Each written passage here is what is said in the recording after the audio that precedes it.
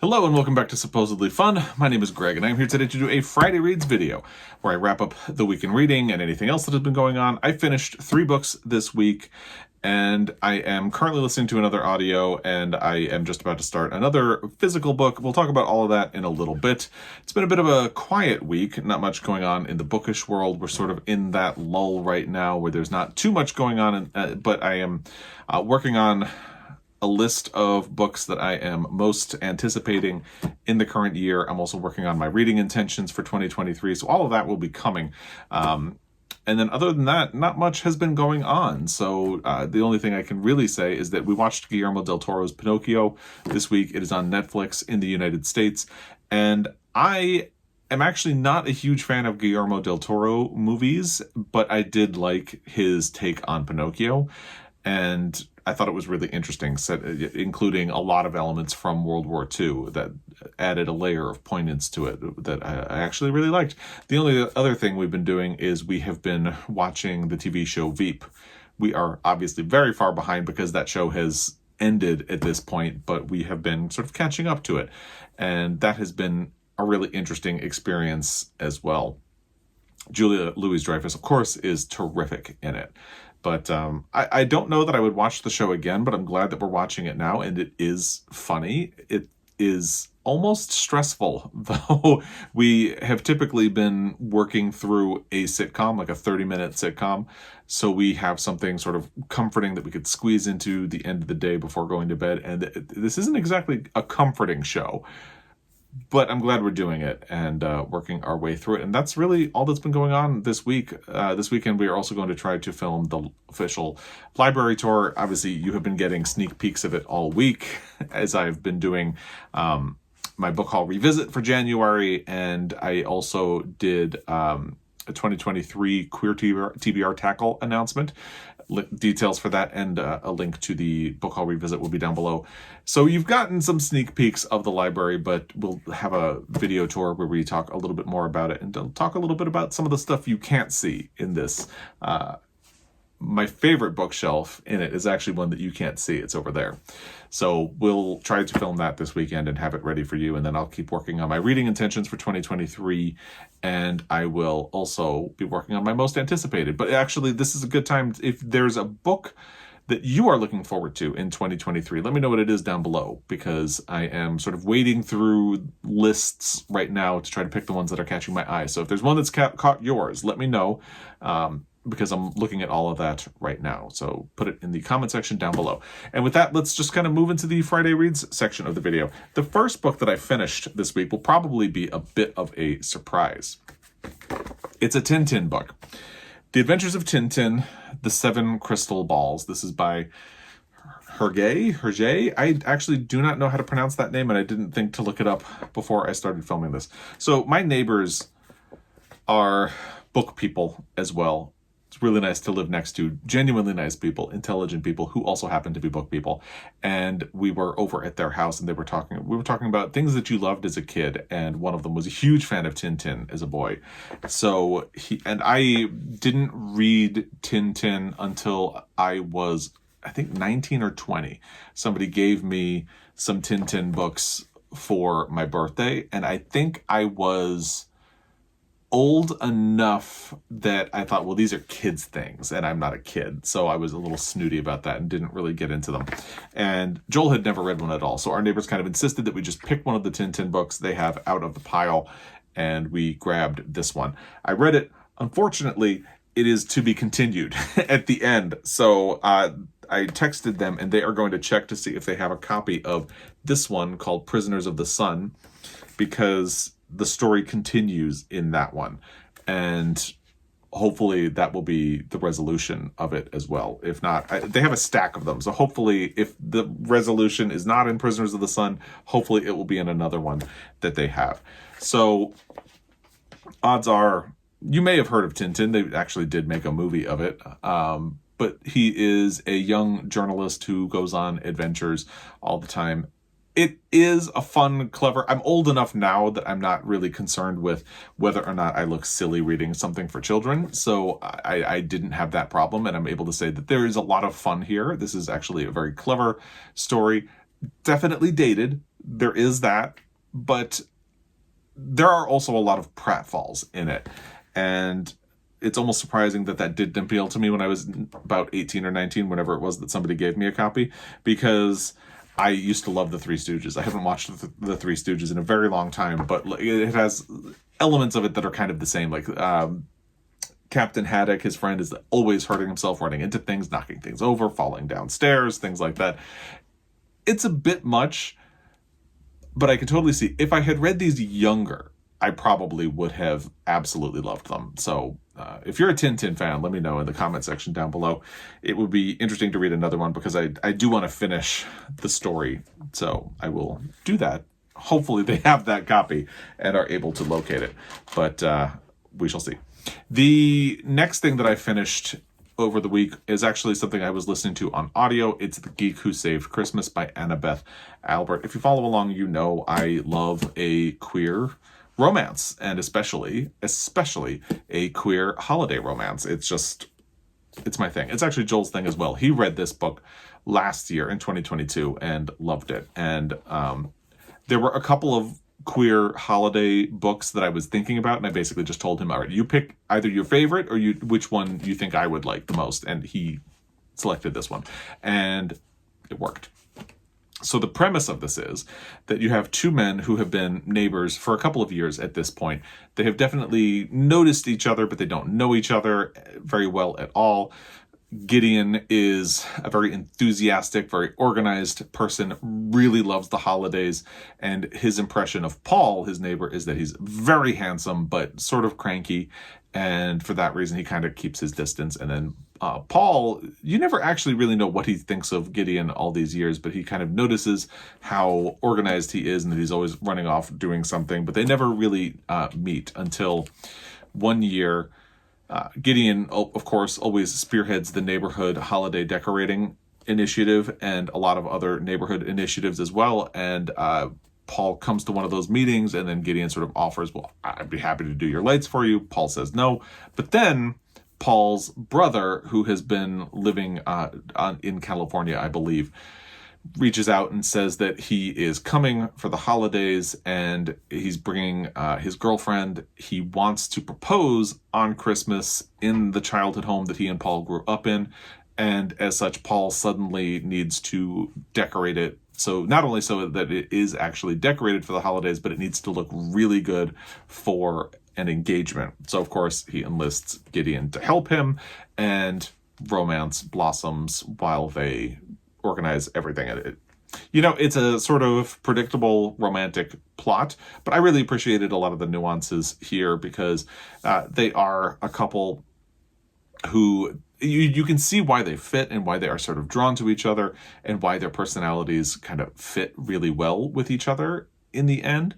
And I appreciate that in a romance story. So it's sort of like my comfort food these days. When I'm feeling stressed, I just really like to turn to things like this, because in ways they are a little bit predictable, but you find the authors and the stories that they don't feel like low-calorie food. It feels like you're still getting a good meal. And to me, this was one of those books. It's actually very sweet. It deals with a lot of like childhood issues. So Paul effectively raised his younger brother, because their parents died in a fire when Paul was about 19 or 20, and obviously the other brother was significantly younger, and Paul fought to get custody of him and couldn't go to college because he had to work to support his brother and put him through college and all of that. And at one point he and Gideon are talking. He has always ignored his own trauma over losing his parents, because he has been so focused on trying to give his brother a happy and a good life, and Gideon kind of gives him permission to grieve over what he has lost as well. And I thought that was a really interesting twist to this, and really sweet. It's just a very tender book, and I really enjoyed it. I'm glad I read it. So the next thing that I finished was for the E.M. Forster read-along that I am participating in. This is spearheaded by Jen the Librarian. I'll have a link to her video launching the E.M. Forster read-along in the description box down below. You can get the schedule for everything there. For the month of January, we are going in chronological order and in going through all of E.M. Forster's books. So his first novel was Where Angels Fear to Tread. And next month, so we're sort of taking almost gap months in between. And actually, it's perfect because the sort of gap months line up with the months where there is an assignment for the Queer TBR Tackle assignment in like air quotes. So it kind of balances out. But next month, the sort of optional thing is to read his short stories. So I have a hold on that one at my library. I did not own a copy of Where Angels Fear to Tread. So I'm going to try to do the stories next month. But this was the one for January because it is his first novel. And it was a really interesting book to revisit. The first time I read this book, which according to Storygraph was in 2010, I have no memory of when it was or really what my impression of it was, just that to me it seemed significantly weaker than the ones I had already read. I went on a tear when I first discovered E.M. Forster. I read Maurice first, and I think after that I went to Howard's End, and then I did A Room with a View, I believe. And those three books, I would say, are masterpieces. Maybe I should reserve judgment until I reread them as part of this read-along, but I would say they're masterpieces. So this really felt like a step down when I read it in that context. Like you do a great book, a great book, a great book, and then just an okay book. It feels like a huge drop. So I was interested to come back to it and revisit it. And, with the benefit of time and distance from reading the other books, get a sense of it on its own as his first book. And that's why I think it's interesting to read them in chronological order that they were published, because you can definitely see a lot of the elements that will pop up in later E.M. Forster books, but they're not deployed to their full effect here. Obviously, since if you're unfamiliar, it's kind of hard to describe the plot of this book because it's a little bit, not that it's all over the place, but a lot happens and it kind of meanders in ways. To describe the plot, you almost have to describe the whole book. So I won't do that. But what I will say is in the beginning, you have a family, the Herritons. They are a very proper British family. They're one of the sons of this family, Charles, married a woman that his family didn't really approve of. They thought she was kind of brash and uncouth, not suitable for their society. And then Charles died, leaving behind his wife, Lilia, and their daughter, Irma. The family sort of took Lilia into the house, not because they wanted to take care of her, but because they wanted to assume control of the upbringing of Irma, the grandchild. So they worked really hard over many years to sort of force Lilia to behave, to try to squash her personality and all of that stuff so she would adhere to their vision of what is proper in society. At the beginning of the book, Lilia is at a train station. She is going to Italy as the sort of chaperone for a family friend named Miss Abbott, who wants to go to Italy before agreeing to sort of settle down and have her father match her off with a husband. When they get to Italy, this happens really early in the book, so this is not a spoiler. They get to Italy, and pretty quickly, word gets back to the Herritons that Lilia has become engaged to an Italian man. So they send off the son, Philip, to try to break the engagement and bring her back, but she has already gotten married when he gets there. So it seems like it's setting up Lilia's story, but it's a novella, actually, because it's under 200 pages. It is 184 pages, in fact. So the novella takes a lot of twists and turns along the way, and I will say no more than that. But that's the setup for the book, and it sort of spins out from there. And you do get a lot of a sense of things that will be important in later E.M. Forster books. Obviously, with the setting of Italy, A Room with a View is the one that comes to mind the most. And there are definitely some conflicts there, because if you think of A Room with a View, you think of Lucy Honeychurch and how, of course, she goes to Italy and falls in love with Italy and discovers like passion and all of that stuff. My memory is that it has a much better and more flattering depiction of Italy. Italy is really othered very hard in this book. And I don't think that's entirely intentional. I think E.M. Forster is trying to reflect the attitude of these characters and how they would see Italy as sort of an uncouth, uncultured land. And all of that. But Lucy is also a character who is very much torn between what is proper and a sense of passion. Like, she's a character who is sort of drowning in proper society. And when she goes to Italy, she discovers like passion and has to make a choice about how she wants to live the rest of her life. And there are elements of that here, but it never quite gets to it, any grand point in the way that A Room with a View does. There are also elements that you'd see in like Howard's End. You have the family at the center, the Harringtons, covering things up and making decisions based on their own interests rather than what is ethically or morally correct, which kind of reminds you of Howard's End, in which one of the families... So the Howard's End is a house, a manor, and it is left to one of the Schlegel sisters, and the family burns the will rather than give her Howard's End because they want to keep it in the family. So there are elements of that type of decision and that type of priority in the Harrington family, but again, it is not to the level of what Howard's End is doing. And you have a lot of shades of like Maurice, in that you have some characters who are trying to find their way in the world and struggling with what is expected of them and what they are capable of doing and who they are. But again, nothing comes to the fruition that it does in Maurice. So it's interesting as a sort of origin story for E.M. Forster, but it's a good book. It's an exceptional first novel, I would say, especially when you consider how old E.M. Forster was. I believe the author was 26. It says it right here on the back. He was 26 when this was published. And as Lionel Trilling says, the author was 26, not a remarkable age at which to have written a first novel, unless the novel be, as Forster's was, a whole and mature work dominated by a fresh and commanding intelligence. And I do think that's true. There are elements of wit at play here, elements of plotting. There's a lot of clever structure and style at play.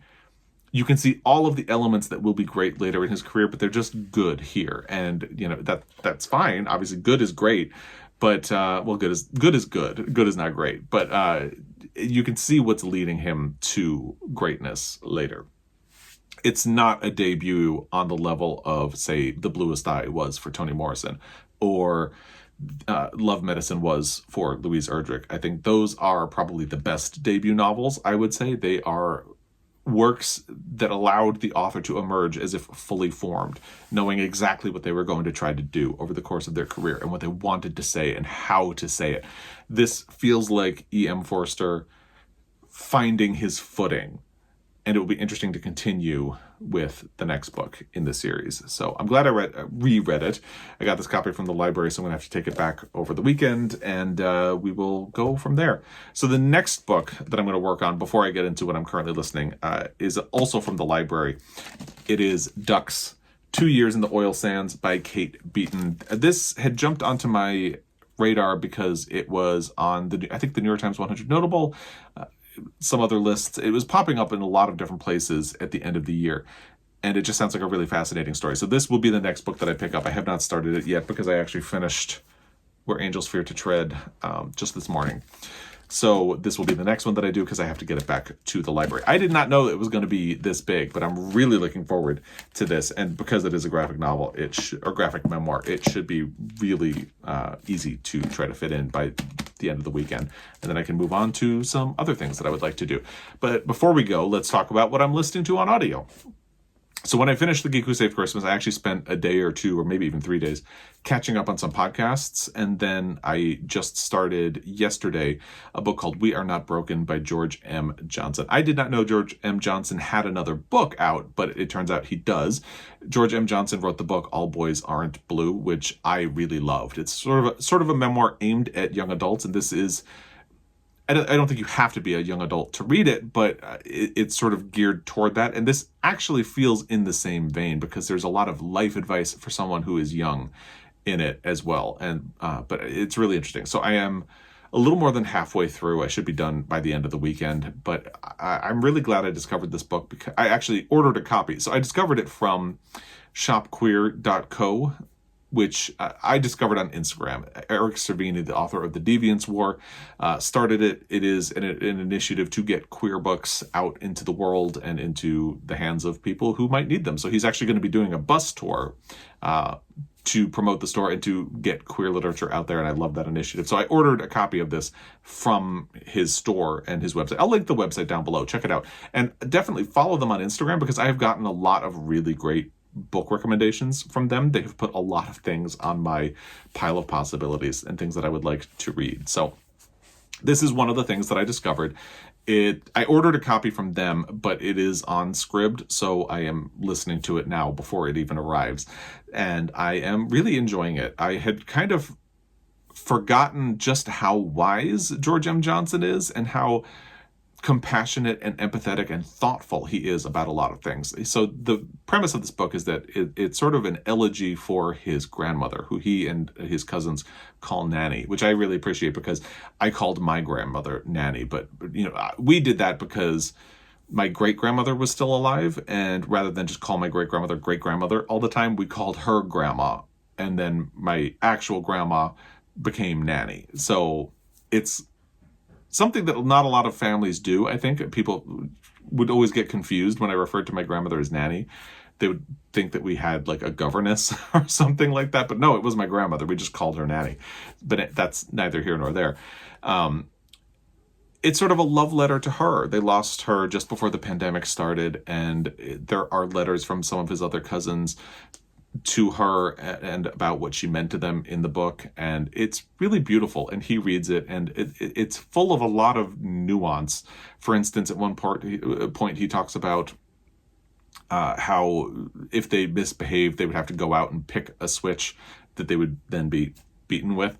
And he talks about it and how it was sort of expected and they didn't really think anything of it. But then he'll sort of turn and say, I don't think we've really fully unpacked the trauma of that, though. Like, I don't think my grandmother meant anything by it, or Nanny meant anything by it, but it's abuse. And we need to think of it as abuse. And maybe then we can change that, how we think about it, and do better in the future. And it's full of wisdom like that. And I really appreciate that. So I'm really liking this, and should be finished by the end of the weekend. I have not fully decided what I'm going to read after I do Ducks. I have a lot of ideas, and I don't know which direction I'm going to go. And since I tend to be a bit of a mood reader anyway, I think I'm going to wait until I'm done with Ducks to really decide where my heart wants to go. But that's what I've been doing, and that's what I have in progress and what's up next. So I would love to hear what you've been up to this week, what you've been reading, what you've been watching. I'm trying to catch up to a lot of the Academy Awards potential movies, because the nominations are going to be announced on Tuesday, and I haven't seen a lot of them. So I'm sort of working my way through some of those. We saw Black Panther, Wakanda Forever last weekend, and I know a lot of people are muted on it. I liked it a lot, so it is what it is.